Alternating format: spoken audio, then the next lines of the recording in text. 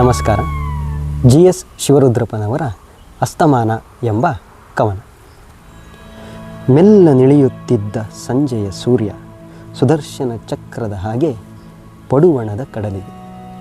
ಅವಿಶ್ರಾಂತ ತರಂಗ ಜಲವಿಸ್ತಾರ ವಿವಿಧ ವರ್ಣಗಳಲ್ಲಿ ಶೋಭಿಸಿತು ಶೇಷತಲ್ಪದ ಹಾಗೆ. ಕಡಲೀಚೆ ಕಾಡು, ಕಾಡಿನ ಬದಿಗೆ ಹೊಲ, ಹೊಲದಲ್ಲಿ ಒಬ್ಬನೇ ತನ್ನ ಪಾಡಿಗೆ ತಾನು ನೇಗಿಲ ಹೂಡಿ ದುಡಿಯುವ ರೈತ. ಪೀತಾಂಬರ ಪ್ರಭೆಯ ಗಗನದಲ್ಲಿ ಗರಿ ತೆರೆದು ಹಾಯಾಗಿ ಹಾರುವ ಗರುಡ. ಅಲ್ಲಲ್ಲಿ ಬೆಣ್ಣೆ ಮೋಡಗಳ ಮುಖದಲ್ಲಿ ಏನೋ ನೆನಪು. ಎತ್ತರದ ಮರದ ಶಾಖೋಪಶಾಖೆಗಳಲ್ಲಿ ಕೊಳಲನೂದುವ ಗಾಳಿ.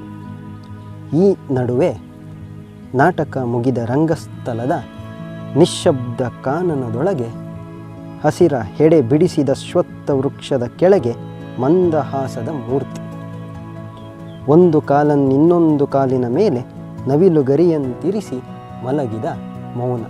ಸೃಷ್ಟಿಪೂರ್ವದ ಅಥವಾ ಪ್ರಳಯದಾನಂತರದ ವಿರಾಮದ ಕ್ಷಣವೋ ಬಂದನೊಬ್ಬನು ವ್ಯಾದ ಬೇಟೆಯನ್ನರಸುತ್ತ, ಕಪ್ಪು ಮೈನೆರಳು ನುದ್ದುದ್ದ ಚೆಲ್ಲುತ್ತ ದಟ್ಟ ಹಸುರಿನ ಮೇಲೆ. ಶ್ರೀಹರಿಪಾದ ಅಪೂರ್ವ ಪಕ್ಷಿಯ ಹಾಗೆ ತೋರಿರಲು ದಟ್ಟ ಪೊದೆಗಳ ನಡುವೆ ಕೂಡಲೇ ಹೂಡಿ ಬಿಲ್ಲಿಗೆ ಬಾಣ ಬಿಟ್ಟನು ಗುರಿಗೆ.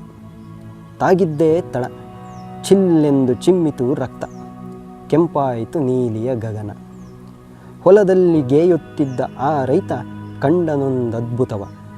ಇದ್ದಕ್ಕಿದ್ದಂತೆ ಸಂಜೆಯ ಸೂರ್ಯ ಜರ್ರನೆ ಜಾರಿ ಕಡಲೊಳಗೆ ಪಾಂಚಜನ್ಯದ ಮೊಳಗು ಒಂದೇ ಒಂದು ಕ್ಷಣ ಪರಮಾಶ್ಚರ್ಯ ಪ್ರಭೆಯಾಗಿ ವ್ಯಾಪಿಸಿತು ಭೂಮಿ ವ್ಯೋಮಗಳನ್ನು.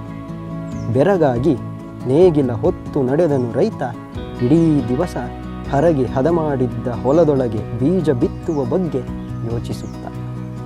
ನಮಸ್ಕಾರ.